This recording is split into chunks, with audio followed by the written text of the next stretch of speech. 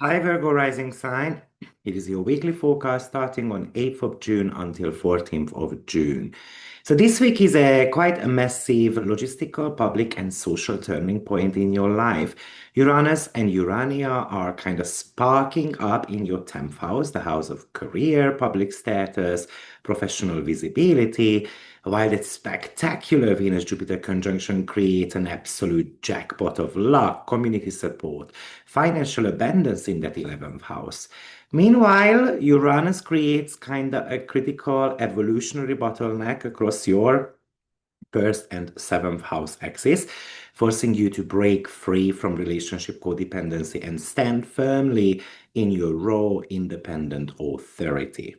But let's break it down. So, firstly, Urania enters your 10th house. That's a massive sudden flash of cognitive genius. Hits your professional life. You experience a radical breakthrough regarding your brand identity, your business model, or how you position yourself as an expert. This alignment shatters old, rigid ways of running your business, giving you kind of like an innovative strategy to elevate your public status even overnight. Venus Jupiter really supports that in your 11th house because that's like a flooding of abundance into especially a digital business. A video can go viral, a massive influx of new students or clients join your audience, for example. You can get pay rise with it. You can have a program that kind of sells out effortlessly. So this is brilliant for marketing strategies. Remember, it's on Aries dwells, so you cannot sit on your laurels. This is about action. So this is about inner certainty that I'm going to launch something, I'm going to do a broad marketing campaign, I'm going to offer a product, and then that could be opening doors to a high value community. And that might be actually multiplying your revenue. Remember, Venus rules your second house, and it's now in a house of income as well.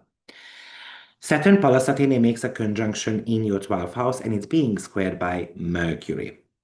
That actually kicks off a crucial three-part tactical strategy to restructure your payment system, client contracts, but also whether you trust your own abilities or not over the next 7 months.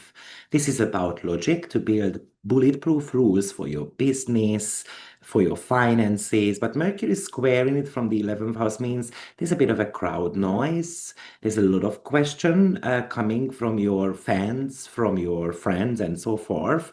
Maybe your network tries to clutter your mind. So the universe demands you ignore these emotional background noise. And then let's use that data-driven strategy to lock in financial boundaries. Hopi also enters your 11th house as well. So there's a protective instinct towards your community, your digital platforms, your long-term goals as well. You might feel like a duty to defend your friends or secure your online groups from toxic intrusions, or just to kind of draw a hard perimeter with your audience, with your friends as well. Venus, before it leaves the sign of Cancer, it's running into a square with Chiron, and then immediately it shifts into Leo. So in the morning, this is a bit of a healing crisis regarding fears of being judged by the crowd, by the friends, or you can feel like that as soon as you want to be doing something online or you have got a long-term goal, you have got those financial fears getting switched on, or you can feel underappreciated by your peers as well. But once it's clear, the energy breaks wide open. Venus goes into the sign of Leo, and then it is actually moving out of that noisy marketplace type of arena and then moves into that private sanctuary. So I step into that behind the scene phase where you are highly favored to design premium digital products. I'm going to write a book. I'm going to reassess my finances. I'm going to build assets in a peaceful isolation that you are hoping that over the next 4 to 6 weeks, it might bring you financial success later on. Moon goes out of bound in your career house, and then it shifts into Cancer as well, where it's still going to be out of bound. So your public communications, brand logistics, professional schedule can become erratic, highly unpredictable. So they stay flexible, leave buffer time, in your career. Trust the unconventional shortcuts as well. Actually, this is not necessarily a couple of days or few days when we have to be doing the tedious administrative workflows, because we might easily get bored.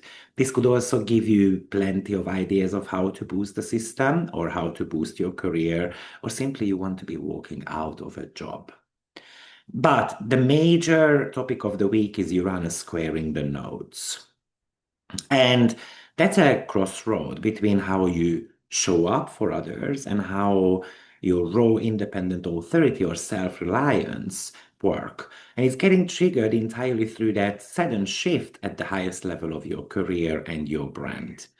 So the South Node represents something that we are comfortable with, and we are comfortable of making the decisions on our own. Maybe this is a habit of hyper-independence. It is the defensive mindset. If I want it done right, then I have to do it completely by myself.